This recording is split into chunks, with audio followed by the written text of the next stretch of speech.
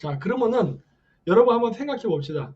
지금 미국이 바라보는 대동북아시아 정책에서 불리하게 작용할까요? 유리하게 작용할까요? 하는 겁니다.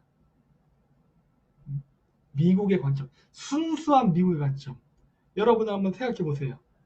순수한 미국의 관점에서 어떨까요? 이게 유리할까요? 불리할까요?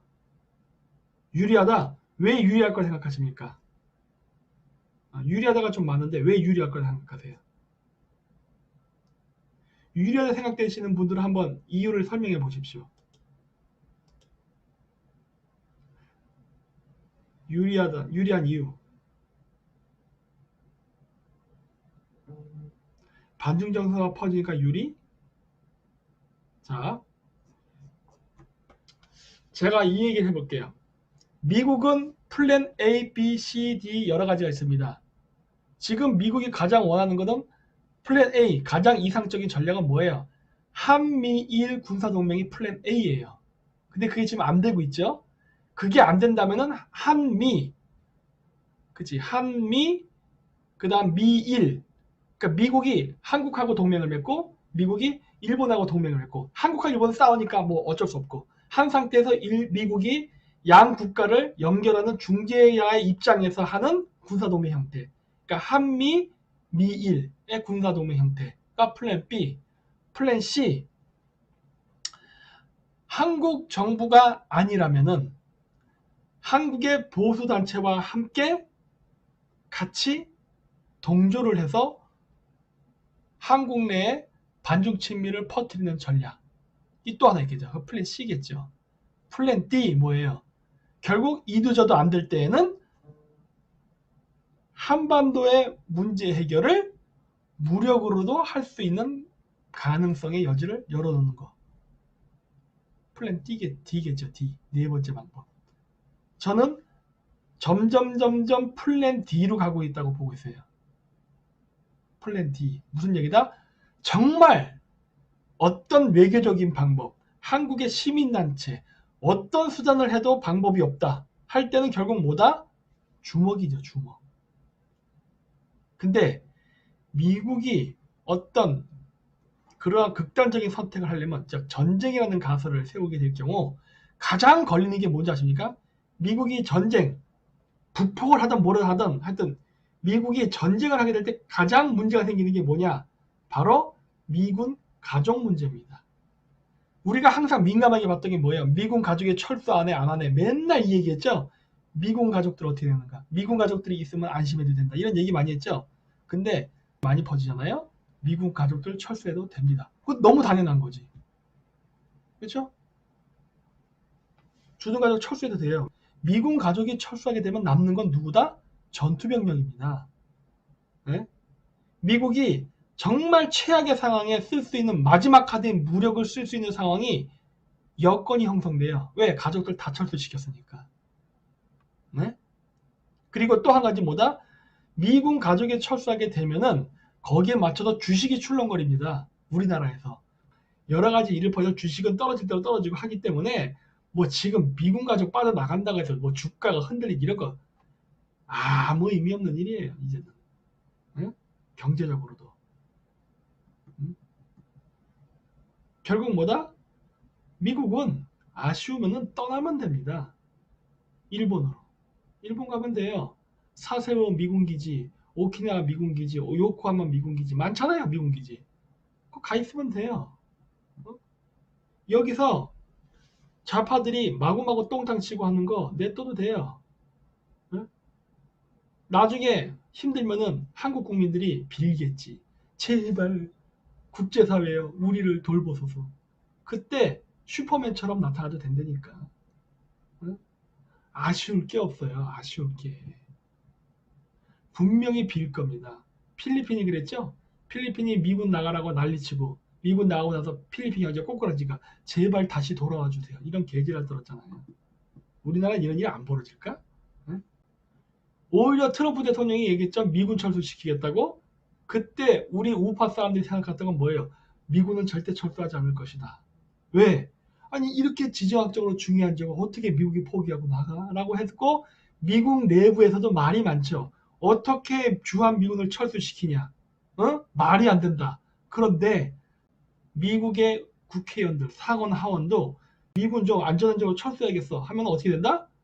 말할 수가 없어요. 반대라는 얘기를. 응? 그래, 나가야겠네? 이렇게 된다고. 미군 철수해야겠네? 이렇게 되는 거라고. 응? 그 시나리오가 가능해진다고요. 그러면 어떻게 된다? 여러분들이 얘기하죠. 뭐 세컨더리 보이콧을 하대 안 하네. 미국이 세컨더리 보이콧을 할 것 같습니까, 여러분? 미국은 절대 한국에 세컨더리 보이콧 안 합니다. 왜? 세컨더리 보이콧을 하잖아요. 그 순간 문재인이 미국의 세컨더리 보이콧을 한 것을 핑계 삼아서 이 모든 경제 불황은 다 미국 때문에 일어났다는 식으로 반미 분위기를 형성할 거기 때문에 절대 그런 일은 하지 않을 거예요. 하지만 그냥 미군이 일부라도 빠져나가면 알아서 에? 경제는 나빠집니다.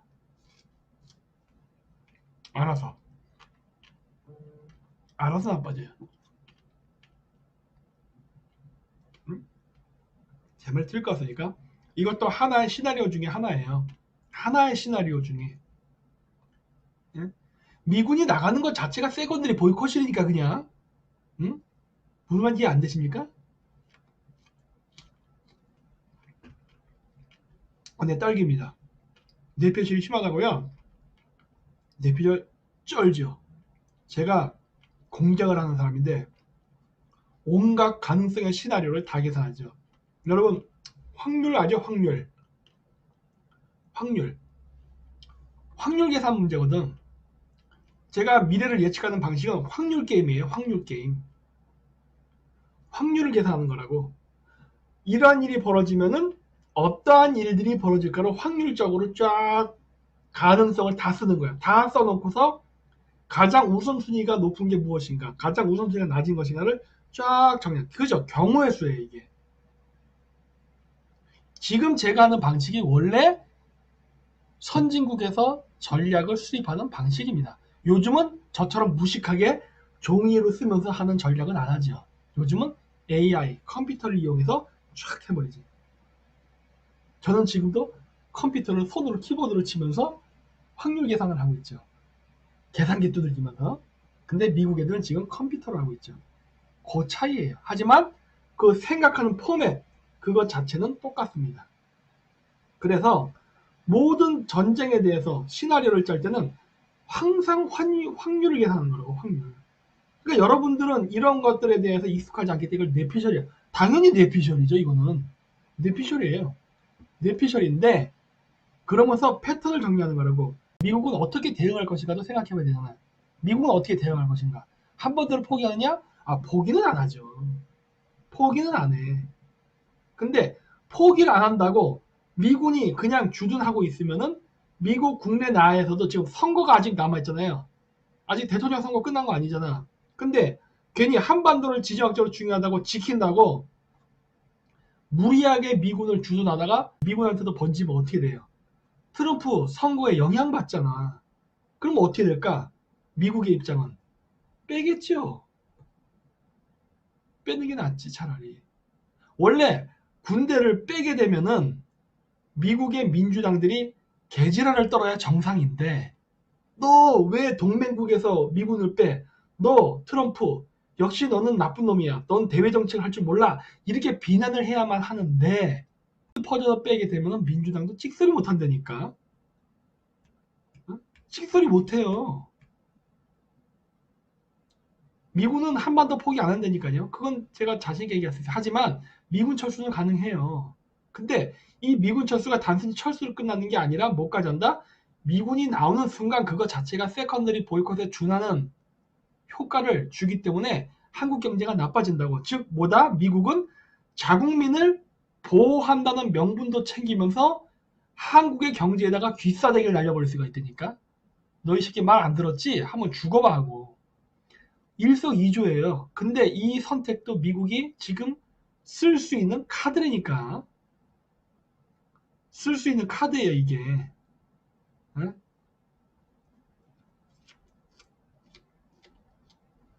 음. 귀싸대기가 오집니까? 존나 얼얼하겠죠. 응? 귀시자되게 때리는 거라고 지금. 응? 그렇죠. 우마어당 알바 탐지견. 그동안 명분이 없어서 안 했을 뿐. 그렇죠. 지금 명분이 생기고 있는 거니까. 모든 일은 양쪽에 서로 싸우는 거기 때문에 장군 멍군 장군 멍군의 관계라고. 예방에 실패하게 되면은 실패한 상태에서 어떻게 그 상태에서도 우리가 이길 수 있는 방법을 찾을 것이냐. 이러한 게 대책이라고. 전쟁을 하면서 우리가 군대를 진열을 갖추고 싸울 때 내가 보병을 보냈다고 보병이 항상 전쟁 이기는 법은 없잖아요. 그럼 어떻게 해야 돼? 기병을 보낸다던가 다른 방법으로 또 보충을 해주는 거죠. 전략이라는 게 무조건 100% 성공하는 건 아니거든. 성공도 하고 실패도 하는 거예요. 그 실패하는 과정 속에서 또 다른 대책을 내고 이러는 거라고. 이게 바로 진정한 전략 전술이라고. 그래서 미국은 이런 것들을 어느 정도 마음속에 두고 있을 가능성이 지금 있어요. 응? 이게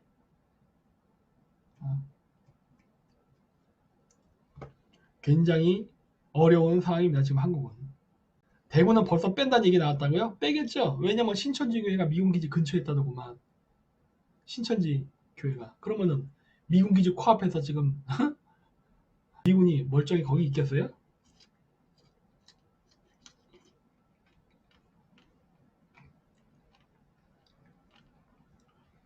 어쿠아리스님, 미군이 한 명 양성이 받았던 이야기가 있다고요?